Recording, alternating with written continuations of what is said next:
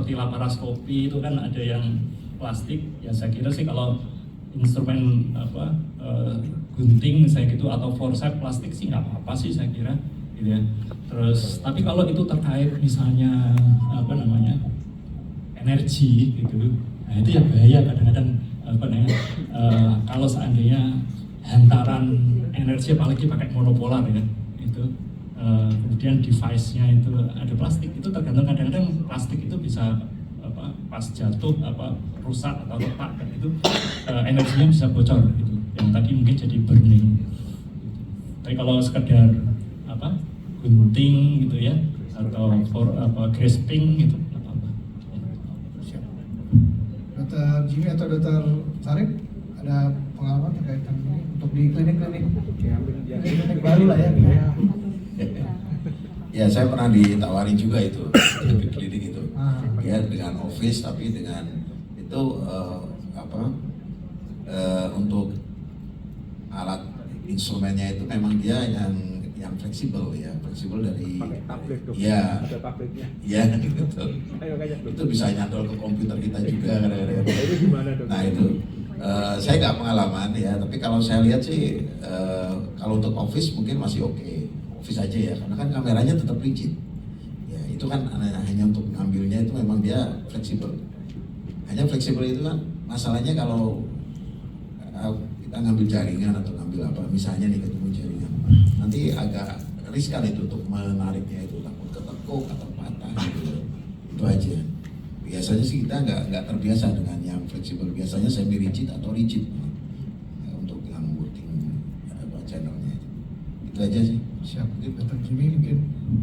Ya baik, terima kasih. Jadi kalau alat mungkin saya tidak banyak pengalaman banyak ya, karena alatnya ya di rumah sakit dulu ya tidak banyak sekali. Jadi cuman yang saya pernah alami itu untuk yang office hysteroscopy itu kan ada yang pakai reseksi yang monopolar itu. Dia ujungnya itu kecil. Jadi kalau misalnya kita menggunakan itu, kita melakukan reseksi misalnya polip atau mungkin kita melakukan osteogenesis untuk aseman, hati-hati kadang-kadang putus terus hilang putus. Oh iya betul. Hati-hati. Siap. Nah, saya juga mau sharing pengalaman juga. Kebetulan saya udah beli yang gitu. Iya. Udah beli dan sebulan mungkin 15-20 kali lah ngasihin itu office. Alhamdulillah sih masih bisa kepake. Satu ini alat bisa pakai buat 5-6 kali. Dulu saya pernah punya yang dari Eropa atau dari Denmark, yang Lina pernah ngeluarin hysteroscopy. Yang pernah punya, habis itu dia udah nggak ada di pasar Indonesia lagi. Saya beli yang Cina. Saya beli Betochi dulu, Betochi Stores ada juga. Terus akhirnya saya beli yang Cina. Cina ada 2 pilihan, cuman kayaknya nggak jadi sponsor ya gitu. Ya alhamdulillah sih kepake. Saya kalau buat pasien-pasien yang nggak punya insurance ya atau BPJS jauh ke Harkit, ya jadi saya bawa ke klinik saya gitu. Lumayan lah, jadi lebih murah. Mungkin dokter kan punya klinik juga, menurut saya sih bisa dipakai. Gitu. Cuman mungkin buat yang tadi kata Dokter Sofal itu gunting sama grasper aja. Yang lucu-lucuan aja lah. Kalau ngerjain yang septum gitu wah salah aduh. Pengalaman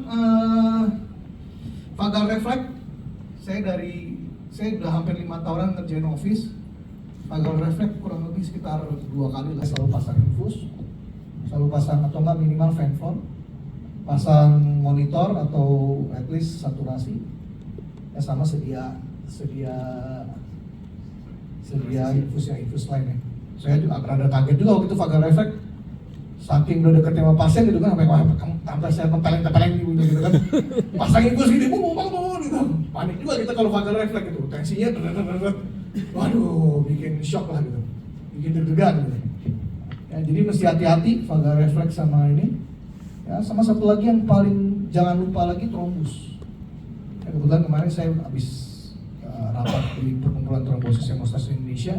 Trombus juga jadi suatu concern yang utama ya, terutama keluhannya tiba-tiba sesak. Kebetulan saya lagi dari tadi saya keluar masuk nih, lagi ada pasien suspek trombus soalnya. Makanya lagi minta konsul kardiologi sebelah gitu-gitu. Minta dilihat, minta di CT scan ada tromboemboli apa enggak di parunya, karena saturasi deret gitu.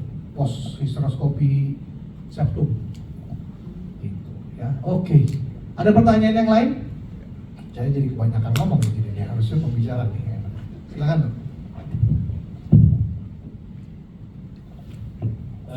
Istilah temu kanker servis kan biopsi, apakah harus elektif? Jadi dia masuk pagi hari atau siang hari gitu. Kemudian apakah juga disettingkan dengan disiapkan ke set harus anestesi juga nanti kalau ada apa-apa gitu. Terima kasih.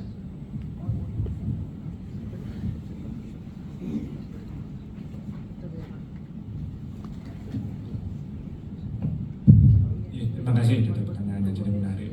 Kalau kita merefer pada definisi memang ini disetting untuk di office ya, untuk di outpatient clinic, sehingga memang bisa kita lakukan pada pasien sehari-hari. Cuma tadi mungkin kuncinya adalah pada seleksi pasien tadi.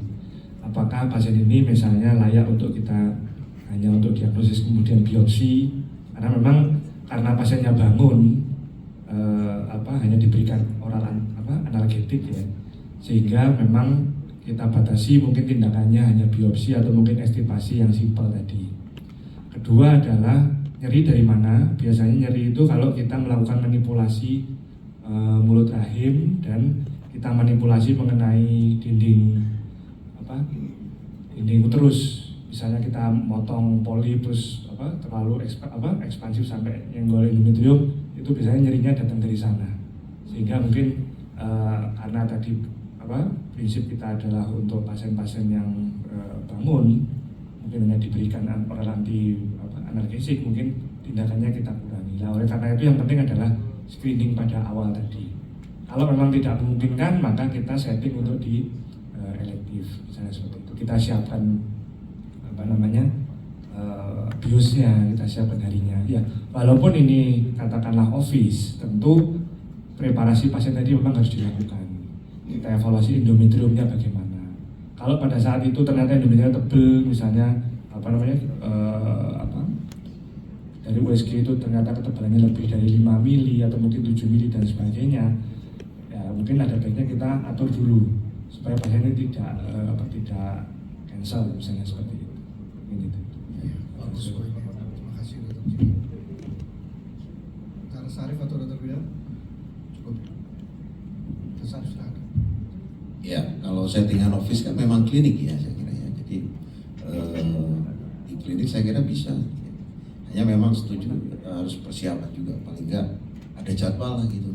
Jadi kalau mendadak kadang-kadang kita misalnya preparasi mungkin untuk nyerinya gitu. Kadang-kadang kalau di jadwal itu dibekelin tuh mungkin Provenit atau apa gitu sebelum dia ini sudah masukin dulu ke klinik, jadi mengurangi risiko nyeri dan lain-lain. Dan memang kalau di office misalnya kita ketemu, saya pernah juga tuh dapat agak gede ini ya udah kita stop gitu. Tapi pasiennya lihat di situ karena ada monitornya tuh. Bu ini nggak bisa Bu, kalau dilanjut ini harus itu aja. Jadi nggak dipaksakan harus pasti. Siap. Membangun ruang tindakan tersendiri atau di ruang praktek?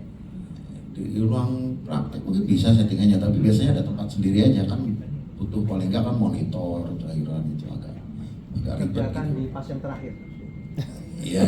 Itu juga Pasien dokter kan banyak banget. Kalau bisa bikin kamar khusus buat ruang tindakan, syaratnya kalau di klinik utama itu mesti di lantai 1 ya. Masih di lantai 1 syaratnya. Itu peraturan Kemenkes. Ya, kalau mau bikin ruang tindakan mesti di lantai 1, ya mesti sedia siap menghadapi shock. Kita juga anggap aja kalau dokter penyakit dalam gastro itu punya endoskopi, kita juga punya kelebihan. Ya, ada endoskopi. Jadi sebisa mungkin histeroskopi ini harus didiseminasi dan semua objek bisa. Dan menurut kolegium yang terbaru, itu histeroskopi diagnostik boleh pada SPOG, lulusan SPOG. Ya, cuman kalau ngambil histeroskopi operatif saat ini, itu mesti fellow. Kebetulan kemarin ada acara kolegium tuh yang masuk. Kita udah rubah biar histeroskopi diagnostik bisa masuk. Awalnya sebelumnya bahkan nggak bisa. Itu ternyata sekarang alhamdulillah masih udah bisa masuk. Jadi kalau diagnostik aja bisa. Jadi ya bagus kita kumpul di sini semua ya untuk menambah skill kita dan kemampuan kita. Ya, mungkin itu tambahan dari saya. Ada pertanyaan lain atau diskusi lain? Ada yang udah punya histeroskopi di kliniknya atau di rumah sakitnya? Yang punya histeroskopi bisa angkat tangan? Atau yang sudah menjalankan histeroskopi services? Gak apa-apa, yang malu-malu dong. Mungkin abis selesai acara Jumat ini bakal minta ya ke bagian PPK-nya ya untuk tadi beliin. Oke, ada yang mau ditanya lagi nggak, Dok? Mungkin saya kali yang buka diskusi ini. Gimana dokter? Tadi kan dokter Sofwal atau terkait komplikasi nih. Komplikasi mesti diingat, histeroskopi nggak bisa main-main. Kita mesti paham betul kapan kita naikin cairan, kapan turunin cairan. Pasiennya punya sakit jantung apa enggak, punya kelainan aritmia, kelainan ini, waduh, ini bahaya nih kan soalnya kan. Gimana menurut Dr. Sofwal terkait water intoxication syndrome?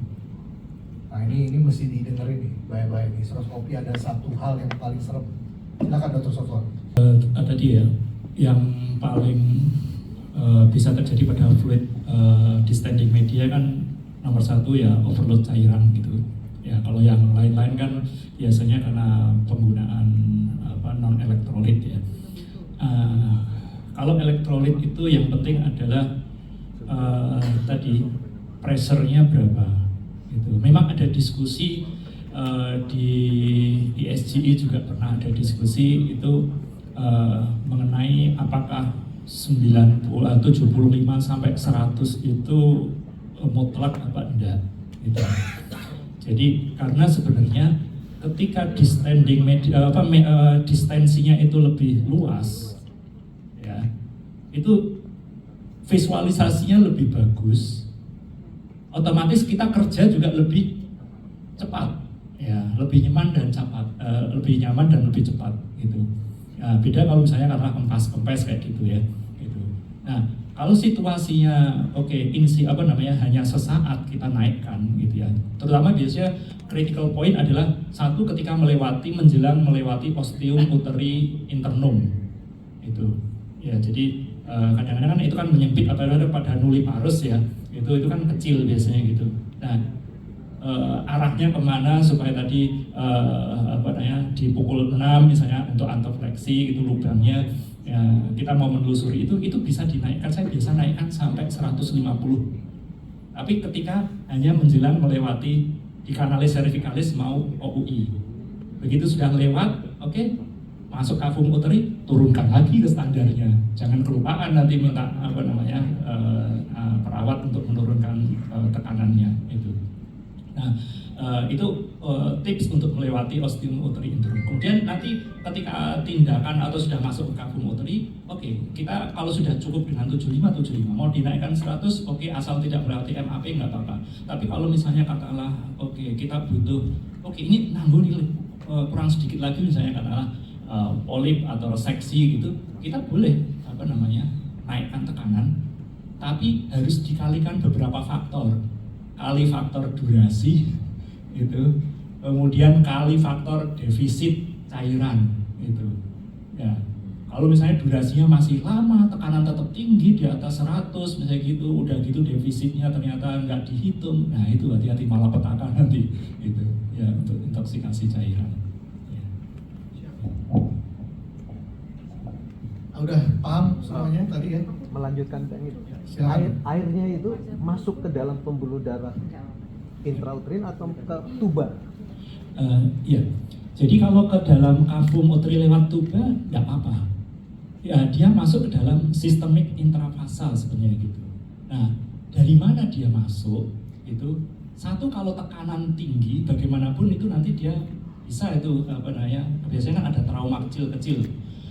Oleh karena itu kita tidak disarankan menggunakan dilatasi, karena kalau dilatasi itu otomatis kita bikin trauma sepanjang kanalis cervicalis di periosteum uteri internum itu dilatasi itu. Terus kemudian yang kedua adalah kadang-kadang kita juga akan nanti bikin trauma juga di dinding rahim. Terus kemudian juga tergantung tindakan operatifnya.